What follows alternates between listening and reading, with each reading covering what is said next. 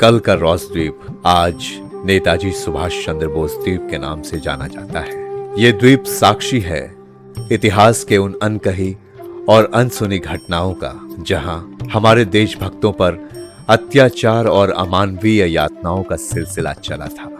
जिन हाथों ने कभी अंग्रेजी सरकार के खिलाफ 1857 में बंदूकें उठाई या फिर अपनी कलम से आजादी पाने की अनंत ज्वाला जगाई थी, उन हाथों से अंग्रेजों ने अपने लिए सुख सुविधाओं के सभी सामान उपलब्ध करवाए। हम जानते हैं कि हमारे स्वतंत्रता सेनानियों के खून पसीने से रची बसी है इसकी मिट्टी।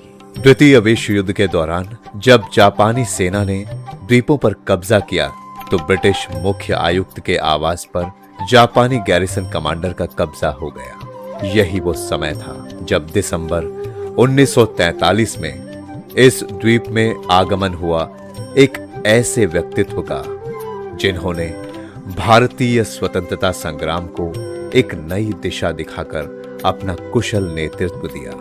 पराक्रम और अदम्य साहस से परिपूर्ण और provisional government of Azad Hind के सुप्रीम कमांडर नेताजी सुभाष चंद्र बोस ने अंडमान दौरे के दौरान 29 से 31 दिसंबर 1943 को इसी द्वीप पे आवास किया था और तब 3 दिनों तक कभी ब्रिटिश मुख्य आयुक्त का आवास रहे बंगले के ऊपर भारतीय तिरंगा फहरा रहा था। यही वो समय था जब नेताजी सुभाष चंद्र बोस ने 30 दिसंबर 1943 को पोर्ट ब्लेयर में तिरंगा फहराकर इन द्वीपों को सबसे पहले आजाद होने का गौरव प्रदान किया था। आज माननीय प्रधानमंत्री जी के द्वारा यहां नेताजी सुभाष चंद्र बोस स्मारक के निर्माण की घोषणा हर देशवासी के लिए गौरव की बात है। इस स्मारक के जरिए जहां देश नेताजी को श्रद्धांजलि अर्पित कर रहा है, वहीं इससे यहां पर्यटन को भी बहुत बढ़ावा मिलेगा। साथ ही यहां के ऐतिहासिक धरोहर और विरासत को भी संरक्षण मिलेगा।